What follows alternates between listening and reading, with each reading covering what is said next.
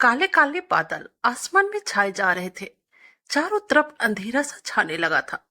कुछ घंटे पहले जहां धूप अपनी तीव्र रोशनी बरसा रही थी, आज वहीं पर काले काले बादल के कारण अंधेरा सा छाया हुआ था।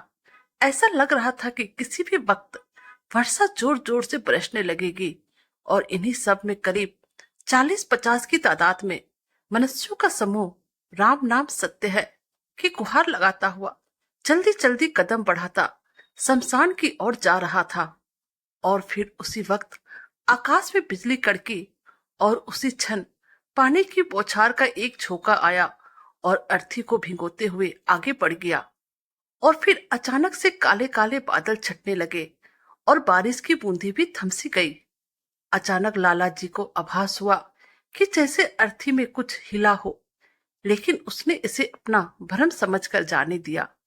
उसने अर्थी को दिए जा रहे अपने दाएं कंधे को बाएं कंधे से बदला। 4 कंधों की सवारी पर लेटी कलावती की अंतिम यात्रा का गंतव्य स्थान आ गया था। थोड़ी ही देर में सभी लोग शमशान घाट पर पहुंच चुके थे। एक विशाल पीपल के पेड़ के आगे बने सीमेंट के चबूतरे पर सावधानी के साथ अर्थी रख दी गई थी। इतने सारे लोग को देखकर वृक्ष पर बैठे पंछी का झुंड अचानक फड़फड़ाकर उड़ गया। कंधे पर से उतरे अर्थी की भार से लाला जी ने राहत की सांस लेकर अभी कंधे को सलाम ही किया था कि अचानक से अर्थी पर रखी हुई लाला जी की मां कलावती की लाश हिलने लगी। रात भर जागने से लाला जी की आंखें काफी थक चुकी थी, इसलिए उन्हें लगा कि यह उनका भ्रम है। ऐसा भला कहीं हुआ है? परंतु उसी जगह पर लाला जी के बड़े भाई मोहन जी और उनके साथ खड़े और लोग भी यह देखकर अपनी आंखों पर विश्वास नहीं कर पा रहे थे।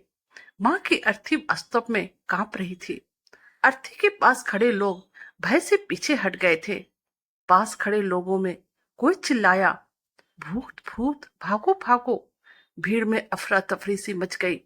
पीपल की शाखों पर बैठे कौवों की कौ कौ का शोर बढ़ गया था। कमजोर कलेजे वाले लोग शमशान छोड़ भागने लगे। अभी कलावती के दोनों बेटे आश्चर्यचकित होकर अर्थी की तरफ देख ही रहे थे कि उसी क्षण अर्थी का कफन से 2 हाथ बाहर निकले और दूसरे ही पल मुर्दा अर्थी से उठ बैठा। और उठते ही वह आंख फाड़ इधर उधर देखने लगी। और फिर जैसे ही उसकी नजर अपने बेटों पर पड़ी तो वह कहने लगी, बेटे, मुझे यहाँ पर क्यों लाए हो? मुर्दे के मुंह से निकले छीन ध्वनि वातावरण में किसी बम के धमाके से गूंज उठी। माँ की बात सुनते ही लाला जी अर्थी के पास गए और पूछा, माँ, तुम ठीक हो? पथराई आंखों से चारों ओर देखती कलावती ने पुनः पूछा, हाँ, मैं ठीक हूँ, पर मुझे यहाँ क्यों लाए हो? घर की चौखट से 4 कंधों पर सवार होकर निकली कलावती अब रिक्शे की सवारी पर पुनः घर की चौखट की ओर पुत्रों के साथ चल दी। रिक्शे के साथ चल रहे लोगों की भीड़ देवी माँ के जयकार लगा रही थी। मुर्दा जी उठा का समाचार मोहल्ले में आग की तरह फैल गया। रिक्शे के साथ चलते काफिले को देखने घर के छज्जों पर, खिड़कियों पर स्त्रियों बच्चों का झमकट लग चुका था। सभी लोगों की नजरें रिक्शे पर सिर झुकाए बैठी कलावती पर ही था। सभी लोग आंखें फाड़ फाड़ कर देख रहे थे। ऐसा नजारा था जैसे रिक्शे पर कलावती ना होकर गणेश की प्रतिमा हो। लाला जी के पड़ोस में रहने वाला लड़का डब्बू शमशान से ऐसे भागा जैसे कोई ओलंपिक खेल खेलने के लिए भाग रहे हो। वह एक पांव से दौड़ता हुआ सीधे लाला जी के घर पर ही पहुंचकर दम मारा। पहले तो वह कभी भी लाला जी के घर में नहीं घुसता था, क्योंकि वह छत की मुंडेर से लाला की 16 साल की बेटी पिंकी को निहारता रहता था और ताक झांक करता रहता था। किंतु घर में घुसने का आज जैसे सुनहरा अवसर उसे फिर कहाँ मिलता। अम्मा के मर के जिंदा होने की धांसू खबर, वह प्रथम संदेश वाहक बनने का गौरव पाना चाहता था। लाला जी की औरतें ने जब डब्बू को ढड़ढड़ाते घर में घुसते देखा तो लपक कर दरवाजे पर आई और तमतमाते हुए कहा, अरे, यह क्या घर में क्यों साड़ की तरह घुसा आ रहा है? आंटी, ऐसा खबर लाया हूं कि सुनकर उछल पड़ोगी। सुनकर पिंकी भी उत्सुकता से चौखट तक आ गई। उसने आज चुन्नी भी नहीं डाली थी। कमीज से उसका गदराया बदन झलक रहा था। अभी घर से मुर्दे की धूल भी नहीं छटी और तू खबरची बनकर घुस आया। लाला जी की औरत ने पिंकी को घूरते हुए कहा। वही तो, शमशान घाट पर अम्मा कफन फाड़कर उठ बैठी और अब रिक्शे पर बैठकर घर आ रही है।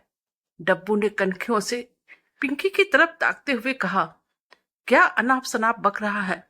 लाला जी की पत्नी ने आत्मविश्वास से कहा। विश्वास नहीं आता तो गली से आता देवी मैया के जयकारे का शोर तो सुनाई दे रहा है। यह अम्मा के जुलूस का शोर है, डब्बू ने जोर देते हुए कहा। डब्बू की बात सुनकर अब लाला जी की पत्नियां घर के चौखट पर मरकर जीवित हुई सास के स्वागत में खड़ी हो गई और मन ही मन यह भी सोचने लगी, एक तो कितनी मुश्किलों के बाद बुढ़िया मरी और अब फिर से छाती पर मूंग दलने के लिए वापस आ रही है। उन दोनों के मन में एक जरा खुशी नहीं थी। उसकी सास फिर से जीवित हो गई, लेकिन दिखाने के लिए चेहरे पर झूठी मुस्कान लिए चुपचाप से दरवाजे के पास खड़ी रही। मनुष्यों की भीड़ के साथ चलता रिक्शा घर की डोरी पर आ लगा।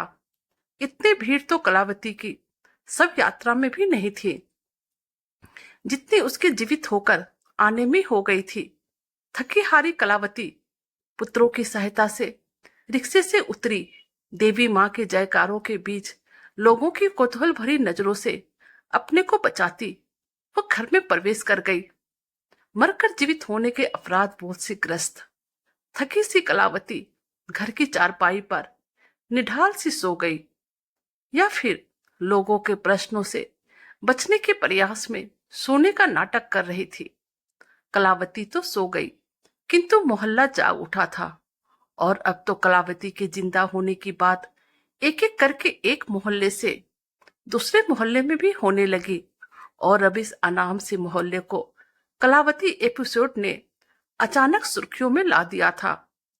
सनसनीखेज खबरों के भूखे टीवी वाले और प्रेस वाले अपने अपने कैमरे लटकाए इस मोहल्ले में आने लगे।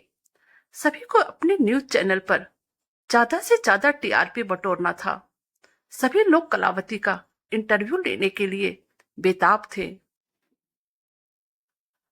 और इधर कलावती की बहुएं टीवी पर दिखाए जाने की उत्तेजना से प्रेस कैमरे के सामने ही लिपस्टिक काजल कर अपनी सास के पुनर्जीवित हो जाने के बारे में विस्तार से बढ़ चढ़कर बता रही थी। कैसे न कैसे करके अफरा तफरी में वह दिन गुजरा।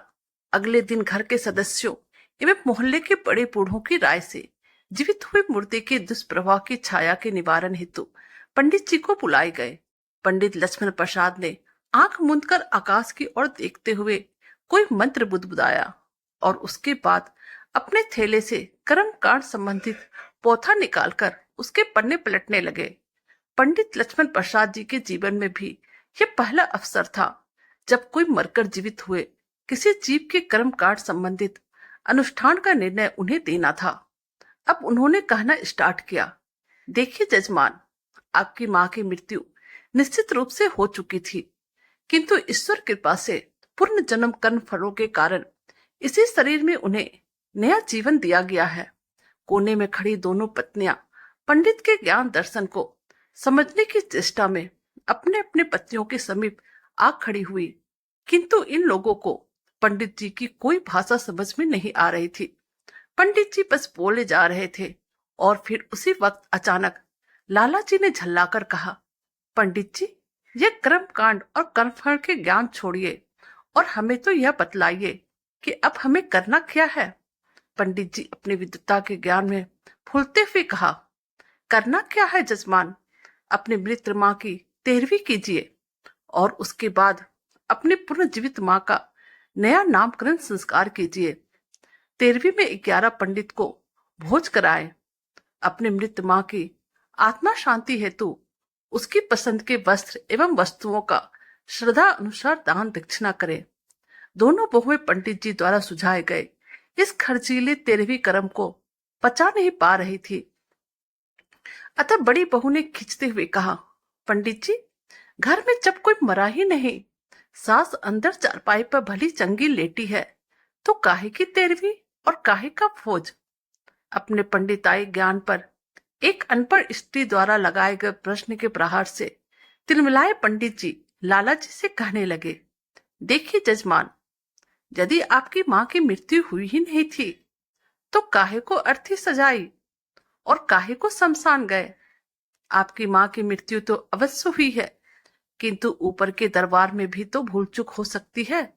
उसी भूल चूक के परिणाम स्वरूप लिए गए प्राण पुनः देह में प्रतिष्ठित कर दिए गए। लेकिन अगर आप मेरी बात से सहमत नहीं हैं, तो यह आपकी मर्जी है। यदि आप घर पर हुई मृत्यु के दुष्प्रभाव निवारण हेतु कर्म कांड नहीं संपन्न कराना चाहते तो आपकी इच्छा, किंतु बच्चों, घर के अन्य सदस्यों पर जब इसकी अनिष्ट छाया पड़ेगी तो उसके उत्तरदायित्व आप स्वयं होंगे। पंडित जी की इस धमकी के आगे बहुएं नतमस्तक अवश्य हो गई, किंतु इस अनावश्यक खर्च की खींच उनके चेहरे पर स्पष्ट झलक आई थी। और अब अंत में फैसला यही हुआ कि मां की 13वीं एवं नामकरण विधि विधान से किए जाएंगे। पंडित लक्ष्मण प्रसाद जी भी संतुष्ट होकर अपनी पोथी पुस्तक समेटकर प्रस्थान कर चुके थे। इधर कलावती को जब ज्ञात हुआ कि जीते जी उसकी 13वीं मनाई जा रही है, तो श्रम से उसका कलेजा फट पड़ने को हो आया। काश मौत उसके बस में होती तो वह उसे अभी तुरंत गले लगा लेती। वैसे भी उठते बैठते बहुओं के ताने सुनने से तो अच्छा मर जाने में ही ज्यादा सुकून मिलता है। वह सोचने लगी कि हे भगवान, जीते जी इन आंखों से अपनी 13वीं देखने से तो अच्छा है कि मेरे प्राण ले लो। छत पर से होते हुए सूरज की लालिमा का प्रकाश घर के दलान पर फैल गया था।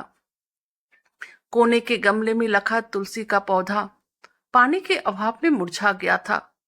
तुलसी का कौन पानी देता, जब पानी देने वाली स्वयं कोठरी में मुरझाई सी पड़ी है। घर में उत्तेजना एवं संकृता का मिला जुला वातावरण था। घर के दलान पर दरी बिछा दी गई थी। दलान की दीवार से लगी चौकी पर कलावती की ब्लैक एंड व्हाइट पुरानी फोटो पर गेंदे की माला सुशोभित थी। फोटो के सामने रखी थाली पर दिया चल रहा था। घर से लगी गली पर हलवाई पूड़ी तल रहे थे।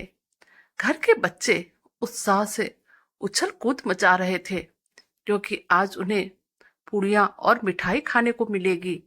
बच्चों को इससे कोई फर्क नहीं पड़ता कि पूड़ियां छठी यानी बच्चे के जन्म की है या 13वीं की। पीपल के पेड़ पर कौवों की कौ कौ का शोर बहुत ज्यादा ही था। इधर यह सब कुछ हो रहा था और उधर कलावती शर्म के मारे अपने आप को एक कोठरी में बंद करके पड़ी हुई थी। कलावती कोठरी में अवस्थ थी, किंतु उसके कान आयोजन स्थल पर ही लगी थी। पंडित जी ने नाटक के अंदाज में मंत्र पढ़ना आरंभ कर दिया था और मंत्र के वह शब्द कलावती की कोठरी तक गूंज रही थी।